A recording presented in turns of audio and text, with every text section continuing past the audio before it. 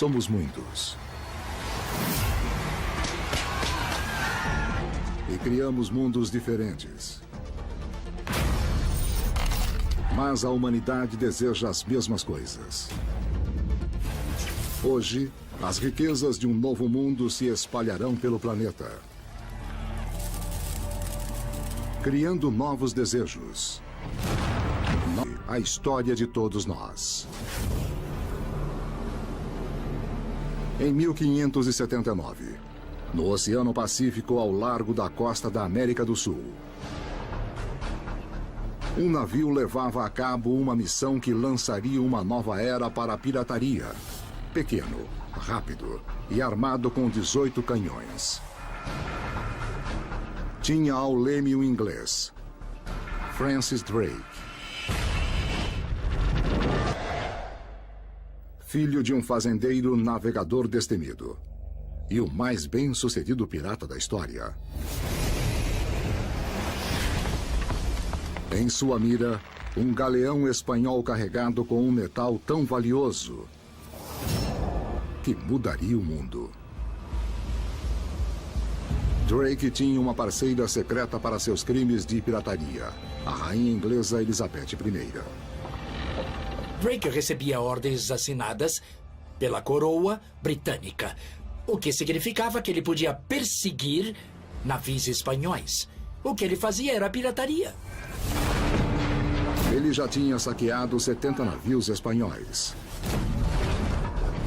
O rei da Espanha pôs sua cabeça a prêmio. Número 1. 10 milhões de dólares de hoje. Fogo! Morto ou vivo. O navio espanhol chamado Cacafuego se dirigia para a costa do Panamá com a carga mais valiosa já vista nos mares. Em seus porões, 26 toneladas de prata das Américas, no valor de 30 milhões de dólares de hoje. Barris foram atirados da popa do navio para diminuir a velocidade de Drake. Então ele se aproximava devagar, lentamente, quase imperceptível, e não parecia ameaça. Por que esperaria uma ameaça? Não havia navios estranhos no Pacífico. Disfarçado em inofensivo navio mercante espanhol, o navio de Drake caçou o Cacafuego por 14 dias. Nada funciona melhor do que enganar. Se você puder fazer o inesperado, se você puder enganar seu inimigo para que ele pense que você vai fazer outra coisa, você vai ganhar uma vantagem na batalha. Quando se trata de dominar e a única moeda de troca que resta é a vida, ela continuará a ser tomada como tributo frente a qualquer disputa que tenhamos na humanidade. Mas Drake não podia arriscar um ataque fatal. Em vez de partir diretamente para a luta com outro navio, onde ele pode afundar esse navio, mas arrisca ter seu afundado, ele prefere chegar o mais perto possível e tomar o outro navio de assalto. Pronto. Seu plano era um ataque cirúrgico feito de perto para derrubar o mastro principal do galeão espanhol. O sucesso no campo de batalha, seja em terra ou no mar, depende de obter a vantagem a seu favor na hora certa. De modo que, quando chegar o momento, você age com perfeição. Preparar!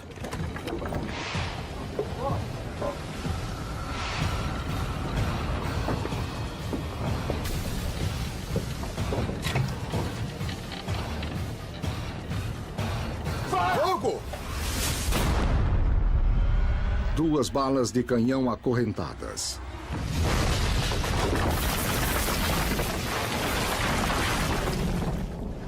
Quebraram o mastro. O navio já não podia fugir nem que quisesse. Estava incapacitado.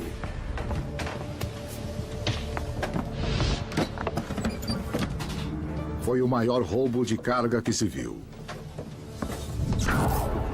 O suficiente para pagar toda a dívida nacional da Inglaterra e financiar o governo por um ano.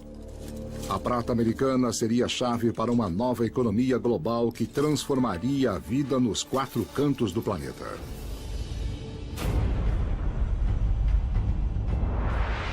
Em 50 anos, espanhóis e portugueses conquistaram vários impérios no Novo Mundo. Do Novo México no norte à Argentina no sul. E no alto dos Andes, na América do Sul, uma descoberta lançaria uma nova era na história da humanidade.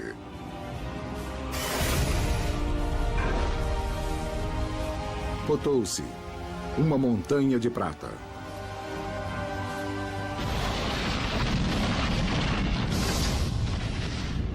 Formados quando as placas continentais colidiram há 170 milhões de anos, os Andes são a maior fonte de prata do mundo. O magma da crosta terrestre empurrou os ricos veios de prata para a superfície, criando em Potosí veios de prata de até 4 metros de espessura. Nos primeiros 300 anos, Potosí supriria 80% de toda a prata do mundo. Sempre damos valor ao que é raro. E se pode pegar a prata e criar pedaços menores, de modo que ela se torne moeda de uso corrente, com a qual se pode comprar, intercambiar com outras sociedades, aumentando assim a riqueza do mundo inteiro. O ouro e a prata começaram a fazer o papel que o trigo teve anteriormente. E começaram a ter um valor propriamente dito, intrínseco, dado pela dificuldade de encontrar ouro e encontrar prata, por sua escassez relativa. Mas em 20 anos, os mais ricos veios foram extraídos, o que deixou os engenheiros espanhóis com um problema. O minério restante era de baixa concentração e a prata já não podia ser extraída usando calor.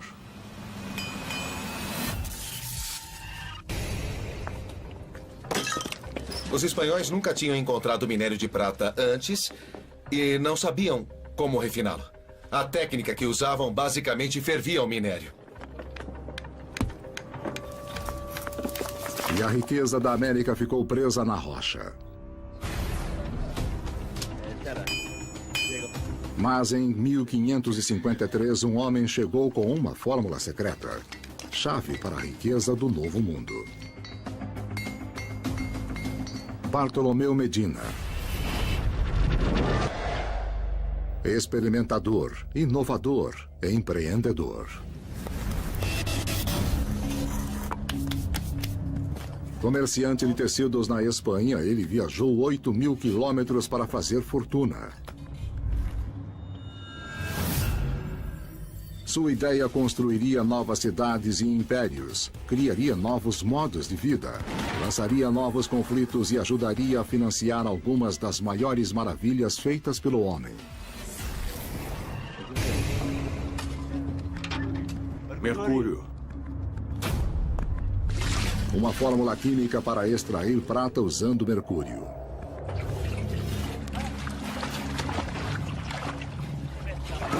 Mas de início a fórmula que tinha funcionado na Europa falhou. Medina não percebeu que o minério de prata dos Andes tinha menor teor de cobre do que o da Europa. Então a fórmula não funcionou. Durante 6 meses, ele fez experiências procurando uma solução.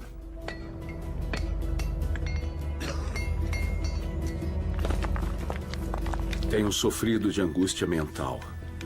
Tenho implorado a Nossa Senhora que me ilumine e guie para que eu possa ser bem-sucedido.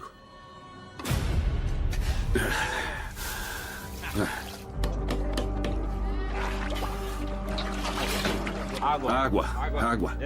Medina era um empreendedor que viu um problema e fez experimentos até encontrar uma solução.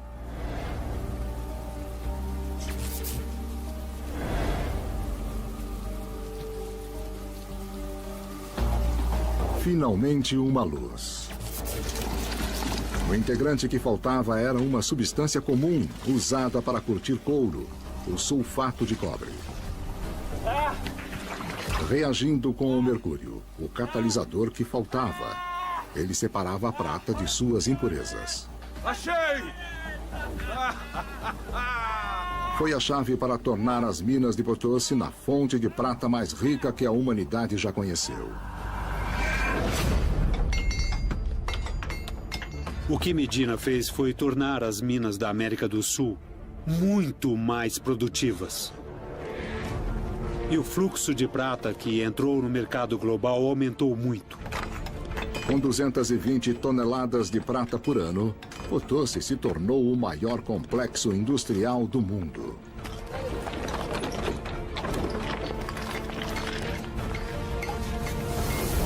A cada ano, em 3 gigantescos fornos, os espanhóis cunhavam 2,5 milhões de moedas de prata. Pesos de Otocho, peças de 8, a primeira moeda universal. A prata se tornou a chave da prosperidade humana. As moedas espanholas corriam o mundo inteiro, unindo tudo numa rede de comércio. Uma moeda valia o equivalente a $80 de hoje e foi de curso legal nos Estados Unidos até 1857. O pergaminho e os pilares da estampa espanhola inspiraram um dos símbolos mais poderosos do mundo, o cifrão. O resultado foi extraordinário. A economia do mundo inteiro foi influenciada quando a prata explodiu nas Américas, atravessou o Pacífico e chegou à Europa. E houve um incrível boom de prosperidade. Este é o verdadeiro início da globalização. A interconexão do planeta, produto da globalização, foi positiva, mas quiseram nos impor uma só maneira de globalização, a comercial. O comércio globaliza, mas poder comprar o mesmo tênis no planeta inteiro me parece uma globalização bastante pobre. O que interessa é a globalização das diferenças e a grande lição é que somos todos diferentes e todos somos iguais. E isso deve ser aprendido. A riqueza está na diferença, os direitos estão na igualdade. A frota espanhola embarcou 50 mil toneladas de prata para fora das Américas, criando um novo comércio atlântico. De repente, grandes quantidades chegaram ao mercado, o que realmente transformou todo o comércio europeu. E o que se viu foi um novo boom econômico na Europa. Novos centros comerciais floresceram. Sevilha, Lisboa, Londres. Um em especial na costa de um pequeno país, a Holanda, se tornou a cidade comercial mais rica e importante do mundo. Amsterdã. Cidade de dinheiro novo, de desejos novos. Ela detonaria o maior boom financeiro do mundo e apostaria seu futuro em uma flor. A tulipa.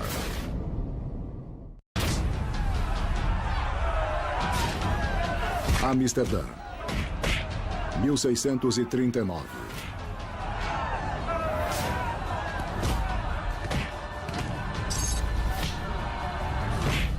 Cidade em efervescência, com dinheiro novo. Um século após a conquista do Novo Mundo pelos espanhóis, as riquezas das Américas e a explosão do comércio mundial fizeram da Holanda o país mais rico do planeta.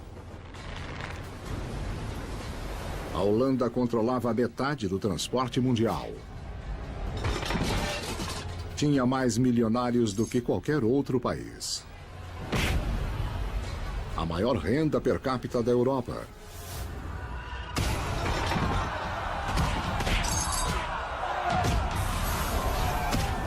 E uma cidade com paixão pelo jogo.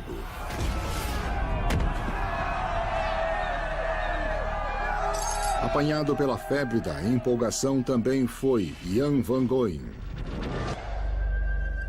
Um artista em ascensão, à procura de um modo de fazer fortuna. Numa cidade rica, de mercadores e de grandes empresas, ele queria movimento, queria tomar parte da ação. Novas riquezas criam vontades por novos luxos. E uma importação exótica seduziu a imaginação do público. A tulipa. Importadas da Turquia, os tipos mais exóticos de tulipas foram criados por um vírus que atacava apenas certos bulbos, o que os tornava raros e difíceis de cultivar. Hoje, um bulbo de tulipa vale cerca de 50 centavos de dólar, mas na Holanda de 1636, os bulbos mais raros eram vendidos por 100 vezes o seu peso em ouro. Os mercadores de Amsterdã inventaram um jeito de ganhar dinheiro. Nascia a especulação.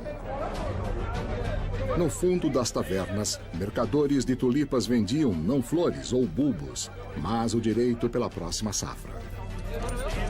O primeiro mercado do futuro do mundo. Hoje, qualquer produto agrícola é vendido no mercado futuro. Se pode comprar colheitas que não foram plantadas. Do mesmo modo, as tulipas eram compradas antes de saírem da terra. Em um mês, em novembro de 1636, o preço das ações de tulipas quadruplicou. Van Gogh viu a oportunidade. Até então, se você não fosse nobre ou grande comerciante, você não era rico, mas apareceu a chance de gente comum ficar rica.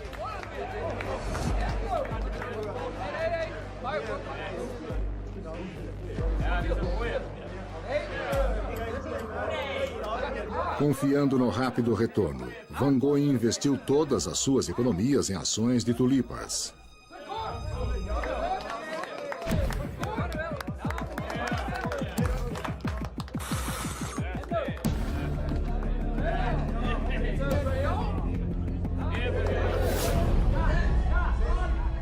No começo de dezembro, o preço dos bulbos de tulipas chegou a ser 10 vezes mais alto do que o do mês anterior. Uma bolha começou a se formar. Em 12 de dezembro, o preço voltou a duplicar. Em um leilão da cidade de Leiden, os 7 órfãos de um estalajadeiro apostaram sua esperança no futuro na pequena coleção de bulbos de tulipas do pai falecido.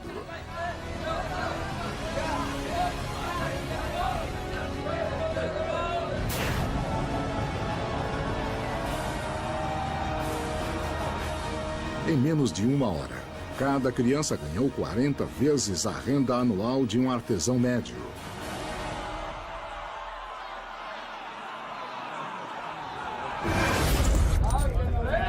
As tulipas tornaram os órfãos milionários. E o preço continuava a subir.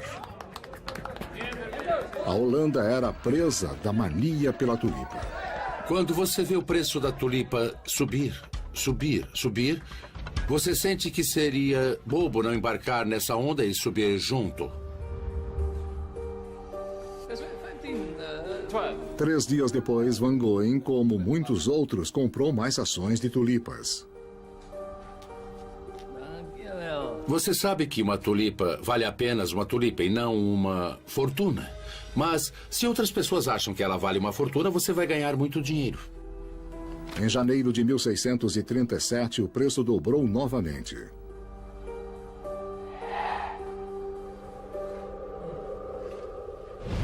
Atenção! Nós estamos retomando a venda de direitos de tulipas! Nesse momento, alguns investidores espertos resolveram vender seus direitos e fizeram fortunas. Tudo no mercado financeiro é questão de timing. A hora em que você entra e a hora que você sai dele.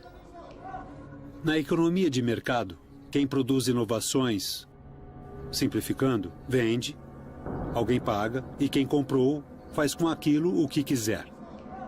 Van Gogh pensou assim e confiou que o mercado continuaria a subir sem parar.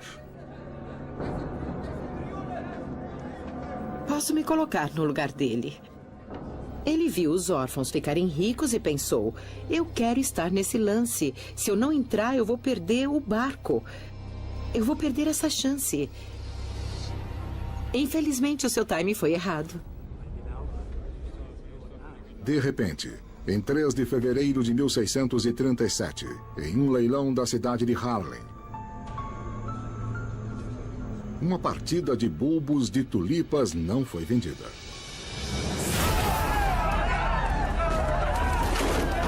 Em poucos dias, os investidores entraram em pânico e correram para vender suas ações. Mas não houve compradores. Os preços despencaram. Tulipas vendidas a 5.000 guilders já não tinham valor. Da prosperidade, a ruína. Os investidores holandeses descobriram uma verdade que a humanidade aprende até hoje: que o valor dos investimentos pode subir e pode descer.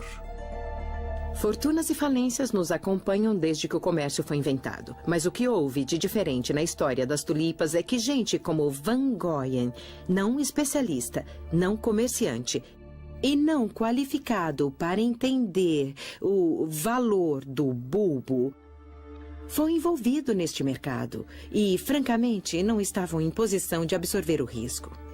É terrivelmente injusto que se tenha inventado uma moeda e os especuladores, que são muitos poucos, ganhem tanto. E as pessoas comuns ganhem tão pouco. Por isso as bolsas de valores também quebram e entram em crise. Van Goyen ficou arruinado.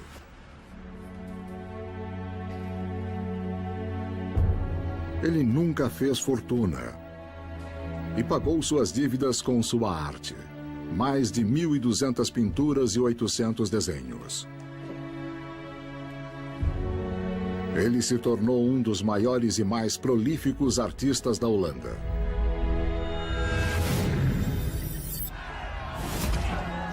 Novas fortunas transformaram a sociedade na Europa com novos desejos e novas tentações.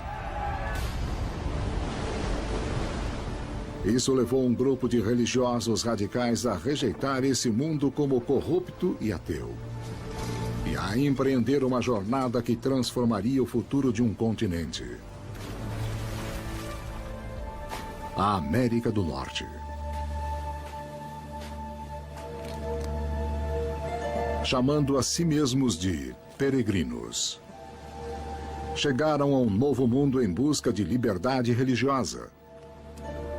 Os peregrinos rejeitaram a sociedade em que estavam. Acreditavam que o único modo de manter suas crenças religiosas intocadas era indo embora para algum lugar onde não seriam incomodados. E mais importante, onde seus filhos não seriam tentados pelo que tinham visto na Inglaterra e na Holanda.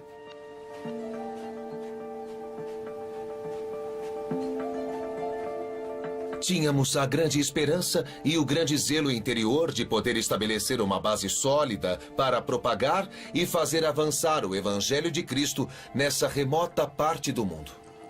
A América representava um quadro em branco porque todos pensavam que era vazia. Acho que a Europa deve tudo à América. A Europa moderna deve absolutamente tudo à América. Inclusive, como assinala Hermann Arciniegas, um conceito fundamental e interessante e poucas vezes pensado, que dá para a Europa a possibilidade de sonhar.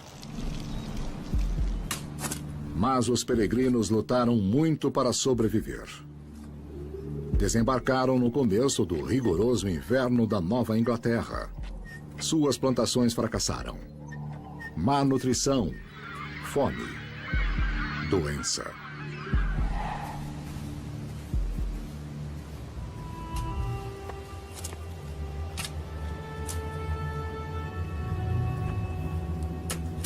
102 homens, mulheres e crianças fizeram a viagem. 6 meses depois, 50 deles estavam mortos.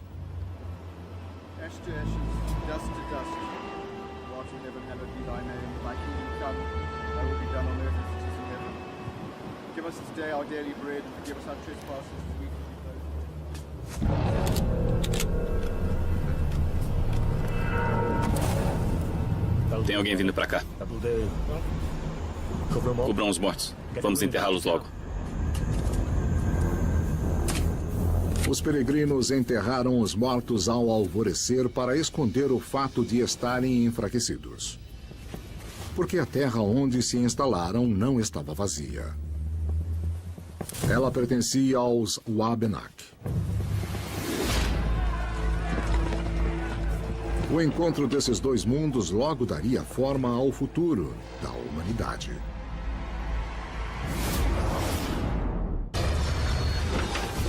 Força! Força! Na Nova Inglaterra, 50 pioneiros se preparavam para lutar por suas vidas.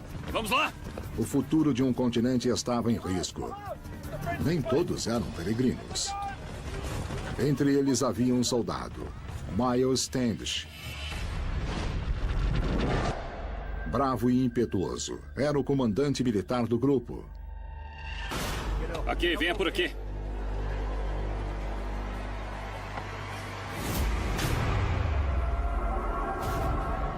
Tem alguém ali.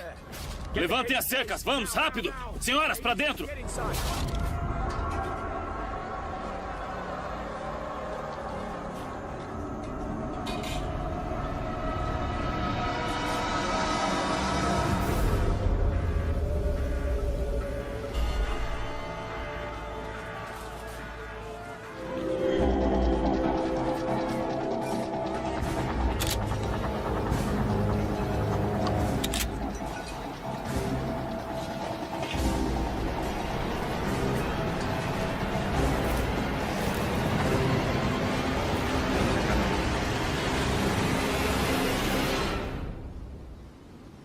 Bem-vindos!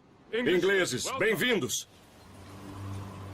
A 5.000 quilômetros de casa, o primeiro nativo americano que os peregrinos encontraram falou com eles em sua própria língua.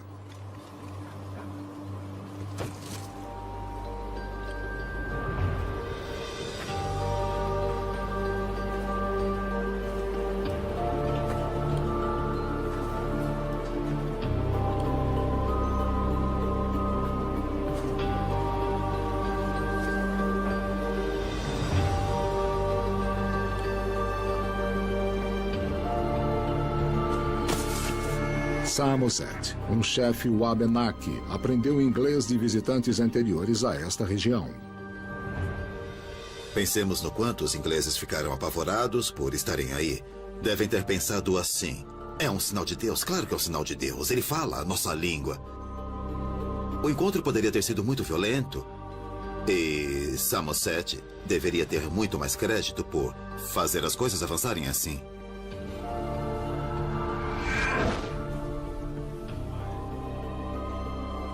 No dia seguinte, Samoset trouxe outro guerreiro que falava inglês. Squanto. Diplomata e político, o homem ensinaria os peregrinos a sobreviver no novo mundo.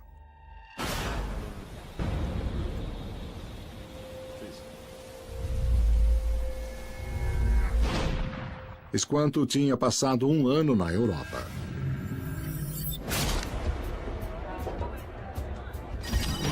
Raptado e vendido como escravo na Espanha, ele conseguiu a liberdade e foi para Londres, onde aprendeu inglês. Contratado como intérprete de comerciantes ingleses, acabou ganhando a chance de voltar para casa.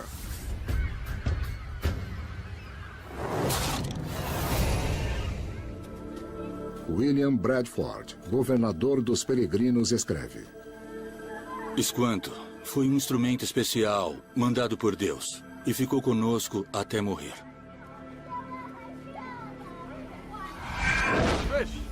Conduzindo os peregrinos por seu mundo, forjando amizades e alianças, ele foi um guia de sobrevivência no novo mundo. Ensinou a eles o que seu povo aprendeu sozinho em anos. Na realidade, a migração, em algum momento, tem uma função equivalente a de cobrar impostos. Se não posso pedir a você parte de sua riqueza para melhorar minhas condições, vou desfrutar parte de sua riqueza em sua terra, em sua indústria, em sua economia. Os cultivos trazidos da Europa pelos peregrinos fracassaram, no solo pobre e arenoso. Esquanto os ensinou a pescar e a usar o que apanharam como fertilizante. Realmente deve ter parecido uma revelação.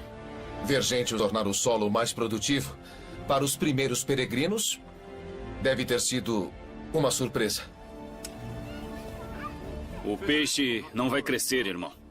E mostrou uma coisa que nunca viram antes. Milho. Chave de sua sobrevivência e até hoje o mais difundido cultivo agrícola das Américas. William Bradford registra. Plantamos quase 81 mil metros quadrados de milho, conforme a maneira dos índios. E agora começamos a fazer a pequena colheita. Recuperamos bem nossa saúde e as coisas andam bem. Eles descobriram, talvez com surpresa, que os índios não eram simples selvagens que caçavam e pescavam, mas que cultivavam a terra. Houve troca de ideias. Cada lado aprendeu com o outro. E parecia uma organização produtiva para os dois lados. Comunidades pré-hispânicas modificaram o hábitos europeu. Quer dizer, o modo de pensar, agir e sentir europeus. Entre outras coisas porque houve intercâmbio de produtos, intercâmbio de sabores, intercâmbio de mulheres, intercâmbios sexuais e sensuais. Um momento de cooperação bastante raro na história do Novo Mundo. Os peregrinos eram importantes pelo que representavam em termos da preparação da Europa para explodir além do Atlântico e se reproduzir não só na América do Norte e do Sul, mas em outras partes do mundo. 10% dos americanos de hoje descendem desses primeiros 50 pioneiros.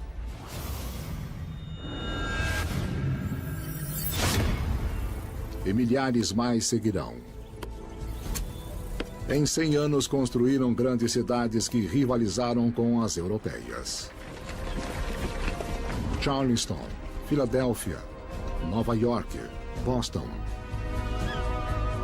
50 pioneiros que deram as costas a um mundo dedicado a ganhar dinheiro.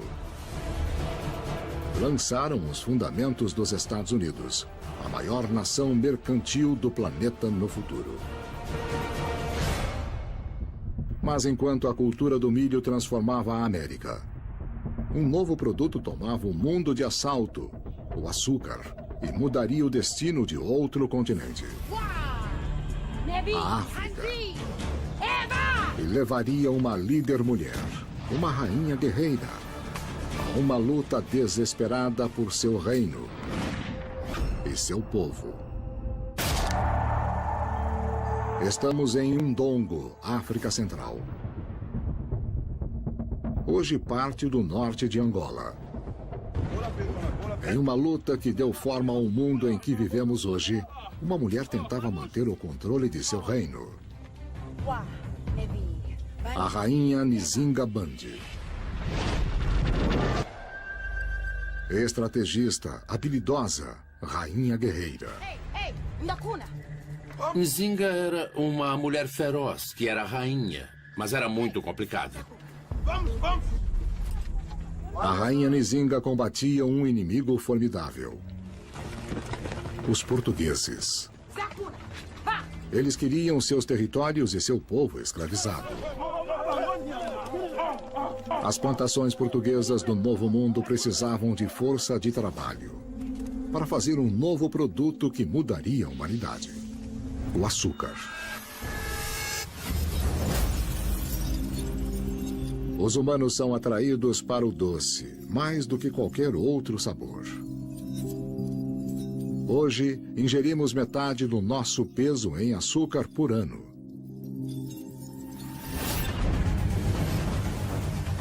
Nas Américas e no Caribe, espanhóis e portugueses fizeram enormes plantações de açúcar.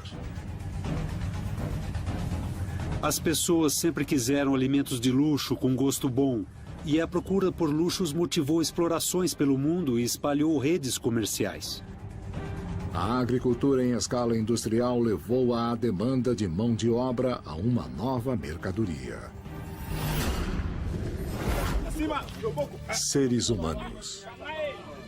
Como muitos dirigentes africanos, a rainha Nzinga tinha vendido cativos e prisioneiros de guerra aos portugueses. O comércio de escravos africanos foi uma conspiração, infelizmente, entre europeus gananciosos e elites africanas. Nzinga comerciava escravos, ela mesma como muitos monarcas na África da época. Mas ela vendia escravos, outros africanos, prisioneiros de guerra, para se defender contra a invasão dos portugueses.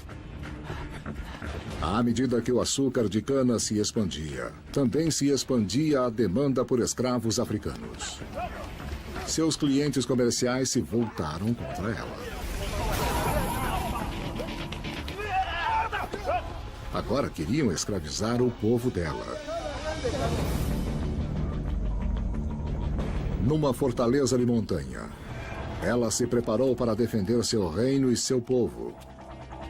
Contra ela estavam não só os portugueses, mas os aliados africanos deles. Ela enfrentaria senhores da guerra que tiravam vantagem de um grande mercado de pessoas. Eram traficantes de pessoas e tinham armas. Com a rainha Nzinga estavam suas irmãs, as princesas Mukambo e Kifunge. Ei! Zaku!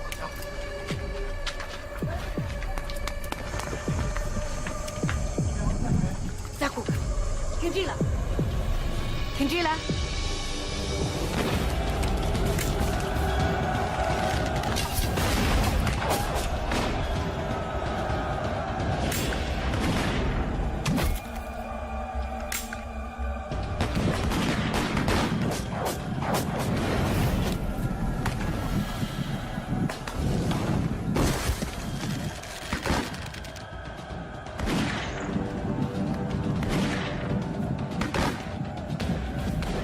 Os undangos foram vencidos. Presos.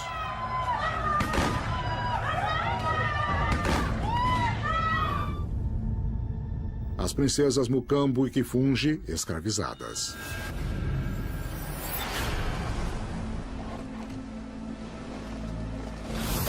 Em mais de 3 séculos, traficantes de escravos europeus transportaram mais de 15 milhões de africanos para um novo mundo. A maioria da África Central. É um dos momentos mais horrendos e dolorosos da história humana moderna, tanto para europeus quanto para africanos.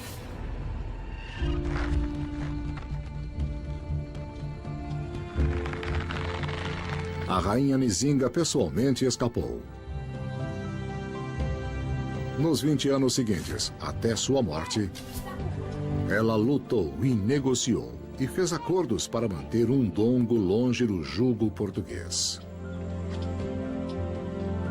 Acho fascinante ter havido uma mulher tão poderosa na história da África quanto a rainha Nzinga. Ei, Nakuna! Uma figura muito complicada e muito brilhante, diplomática da história africana. As mulheres são as que mais se atiram, as que mais jogam tudo. Essa também foi uma lição ensinada há muito tempo atrás e que abriu caminho a muitas outras mulheres. 250 anos depois, a escravidão foi abolida. Livres para sempre. O gosto da humanidade pelo açúcar transformou a face e a civilização de 2 continentes. Hoje, quase 1/5 da população das Américas tem origens que remontam à África. E enquanto uma nova economia mundial transformava a vida na África, mais longe, na Índia, as riquezas das Américas ajudavam a tornar seu governador o homem mais rico do mundo. E ajudavam a construir um dos mais épicos monumentos do planeta. Em 1631, na fortaleza de Burhanpur, na Índia Central.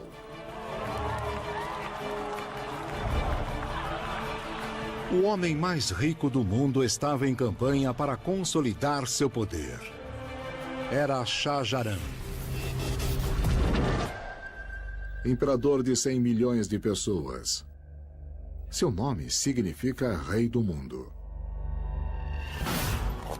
Shah Jahan foi o rei dos reis, na época de ouro dos grandes mongóis. E ele expandiu o alcance do império. A riqueza de Shah Jahan era legendária. Um cronista descreve uma só de suas propriedades. 340 quilos de pérolas, 125 quilos de esmeraldas, 3 tronos de prata, 100 cadeiras de ouro e prata, 100 mil pratos de prata.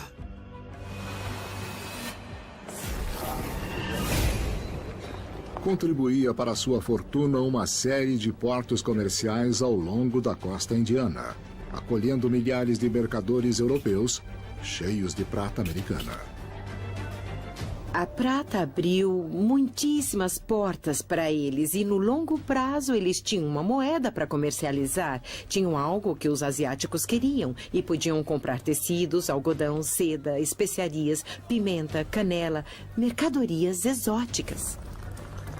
100 toneladas de prata entravam na Índia todos os anos, gerando milhões em impostos pagos a um homem. Shah Jahan.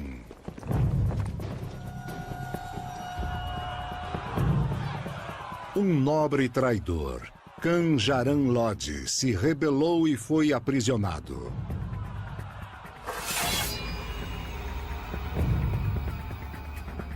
Agora, vai pagar o preço.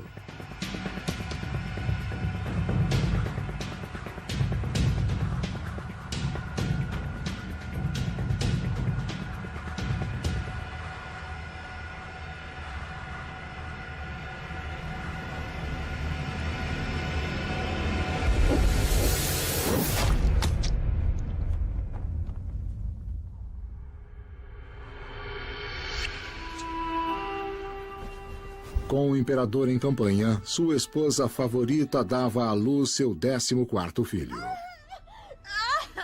Seu nome era Mumtaz Mahal, a joia do palácio. Ele tinha muitas esposas, mas ela era a favorita dentre todas.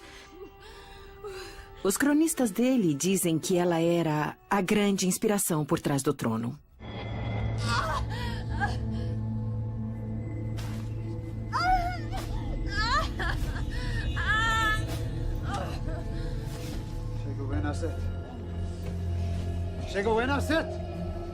Mas sua vida corria perigo. Ela estava perdendo sangue.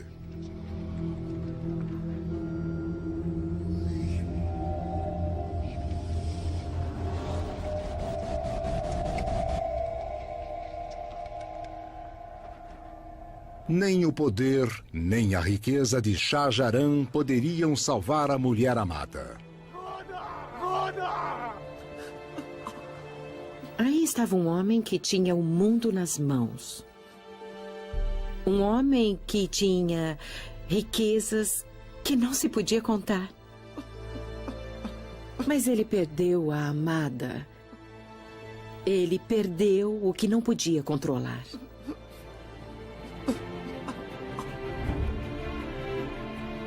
Arrasado, Shah Jahan encomendou um túmulo para a amada esposa. Centenas de toneladas de mármore branco incrustado de pedras preciosas, com um custo hoje equivalente a 70 milhões de dólares. Um monumento permanente ao poder da prata.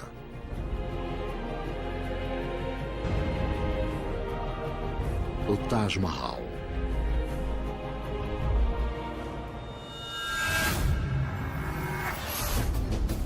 O comércio global e a riqueza em grande escala criaram uma das estruturas mais icônicas da humanidade. O maior, o mais alto.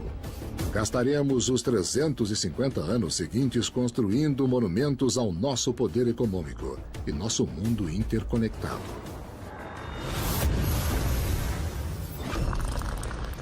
São as riquezas reveladas de um novo mundo. Uma nova moeda global que lançou o pirata oceanos afora. Novos produtos, novos desejos. E novos conflitos que transformaram cada continente do planeta. Esse tipo de globalização que vivemos no momento, onde um banco quebra na Islândia e causa turbulência no meio oeste americano, na verdade começou no século XVI, com a criação da moeda universal. Ninguém, 600 anos depois, podia imaginar, com a precisão devida, que com tanta expansão de moedas se podia construir 3 caravelas que podiam armazenar montes de ouro que demoravam meses para chegar. E quando chegavam, quanta pressão esse ouro não produzia? Bom, aí começaram a ser gerados fenômenos que deram a inflação. E os pioneiros continuaram a entrar nos espaços abertos do mundo. E novas aventuras. Descobertas.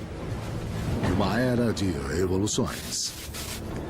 Lançaram a humanidade no mundo moderno.